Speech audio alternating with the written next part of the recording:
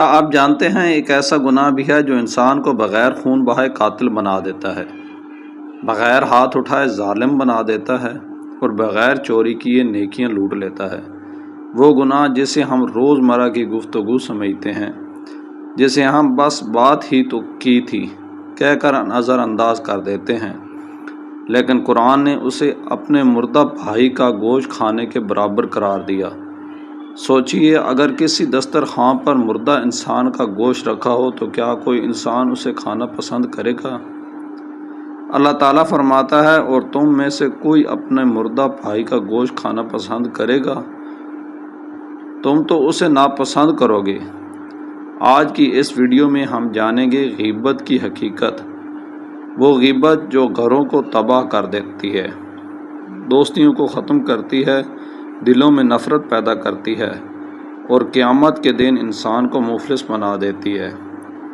آج کی یہ ویڈیو شاید ہماری زبان بدل دے، ہمارا دل بدل دے اور شاید ہماری آخرت بھی۔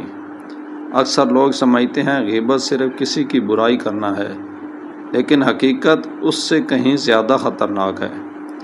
ایک دن صحابہ اکرام رضی اللہ تعالیٰ عنہ کے درمیان بیٹھے ہوئے نبی کریم صلی اللہ علیہ وآلہ وسلم نے پوچھا، کیا تم جانتے ہو غیبت کیا ہے؟ صحابہ نے عرض کیا، اللہ اور اس کے رسول صلی اللہ علیہ وآلہ وسلم بہتر جانتے ہیں۔ آپ صلی اللہ علیہ وآلہ وسلم نے فرمایا، اپنے بھائی کا ذکر اس طرح کرنا جو اسے ناپسند ہو۔ صحابہ نے پوچھا، اگر وہ بات اس میں واقعی موجود ہو تو؟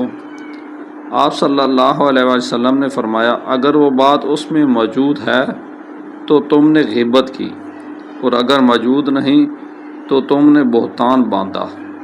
سوچئے اگر کوئی شخص واقعی غصے والا ہے اور ہم اس کے پیچھے کہیں وہ بہت غصے والا ہے تو یہ بھی غیبت ہے۔ اگر کوئی غریب ہے اور ہم اس کی غربت کا ذکر کریں، یہ بھی غیبت ہے۔ اگر کوئی کمزور ہے اور ہم مذاق میں اس کی کمزوری بیان کریں، یہ بھی غیبت ہے۔ حتیٰ کہ بعض اوقات صرف اشارہ، صرف ہنسی، صرف چہرے کے تاثرات بھی غیبت بن جاتے ہیں۔ آج سوشل میڈیا پر میم، طنزیہ ویڈیوز، کسی کی نقل اتارنا، کسی کی آواز بنا کر مذاق اڑانا، یہ سب بھی غیبت کے زمرے میں آ سکتا ہے۔ اور افسوس ہم اسے فن اور انٹرٹینمنٹ کا نام دیتے ہیں۔ اللہ تعالیٰ نے سورۃ الحجرات میں فرمایا، اور غیبت نہ کرو، کیا تم میں سے کوئی اس بات کو پسند کرے گا کہ اپنے مردہ بھائی کا گوشت کھائے؟ تم تو اسے ناپسند کرو گے۔ ذرا غور کیجئے، اللہ تعالیٰ غیبت کو کسی اور گناہ سے بھی تشبیہ دے سکتے تھے، لیکن کیوں مردہ بھائی کا گوشت؟ کیونکہ مردہ انسان اپنا دفاع نہیں کر سکتا۔ جس طرح غیبت میں وہ شخص موجود نہیں ہوتا، اپنی صفائی نہیں دے سکتا۔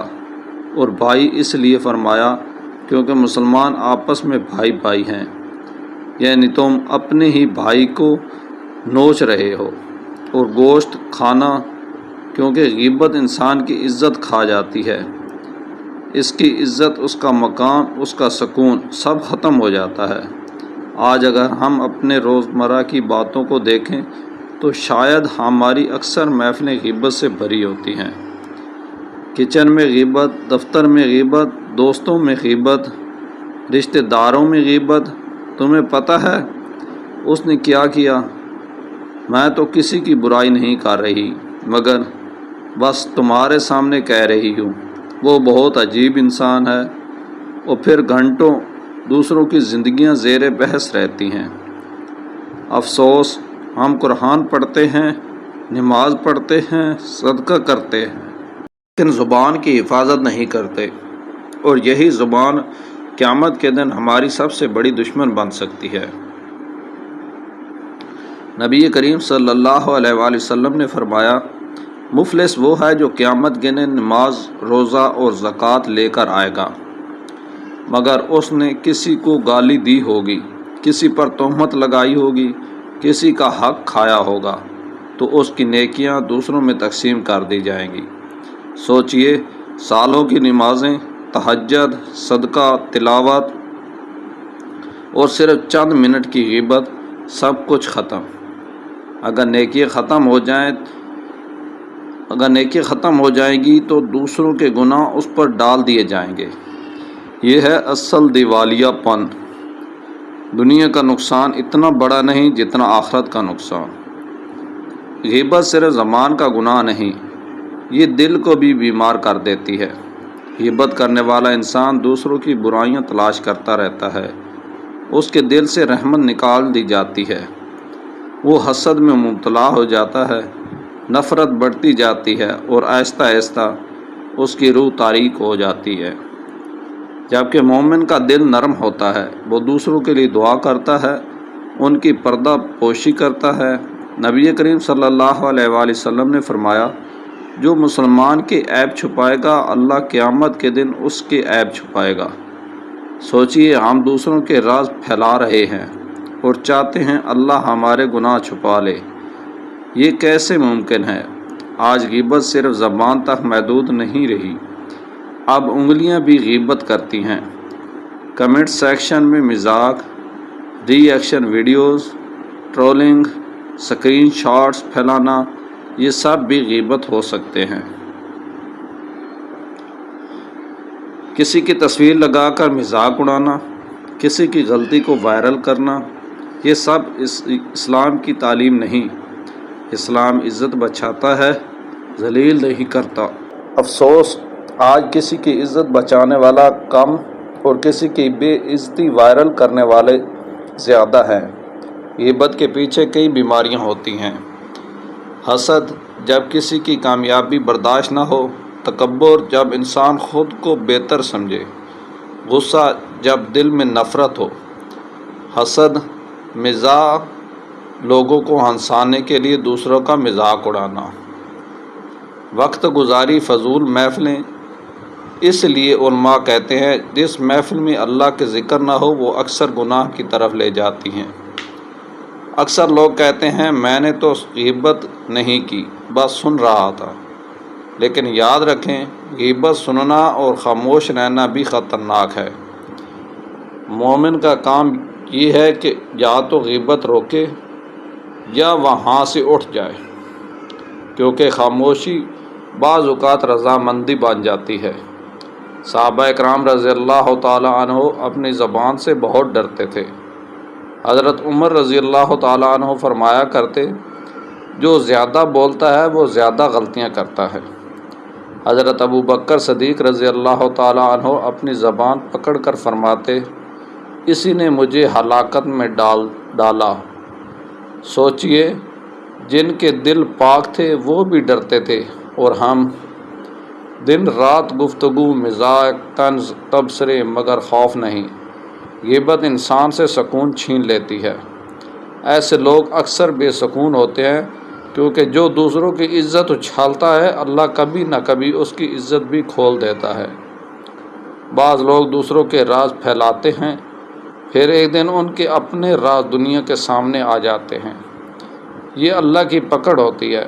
اگر ہم سے غیبت ہو گئی ہو تو مایوس نہ ہوں، توبہ کا دروازہ کھلا ہے۔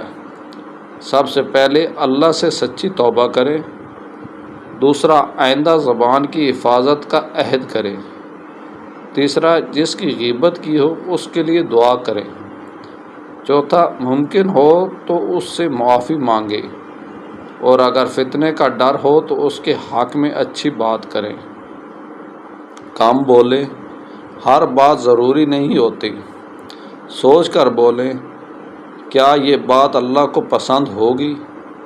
ذکر کریں، زبان کو ذکر میں لگائیں۔ خاموشی سیکھیں، خاموشی عبادت بن سکتی ہے۔ نیک صحبت اختیار کریں، کیونکہ انسان اپنی محفل سے پہچانا جاتا ہے۔ سوچئے، اگر آج رات اللہ تعالی ہماری ساری غیبتیں لوگوں کو دکھا دے تو کیا ہم کسی کا سامنا کر سکیں گے؟ اگر قیامت کے دن لوگ ہماری نیکیاں لے جائیں تو کیا بچے گا ہمارے پاس؟ ہمیں اپنے چہروں کی فکر ہے، اپنے کپڑوں کی فکر ہے، اپنے شہرت کی فکر ہے، لیکن زبان کی فکر نہیں۔ حالانکہ یہی زبان جنت بھی دلا سکتی ہے اور جہنم بھی۔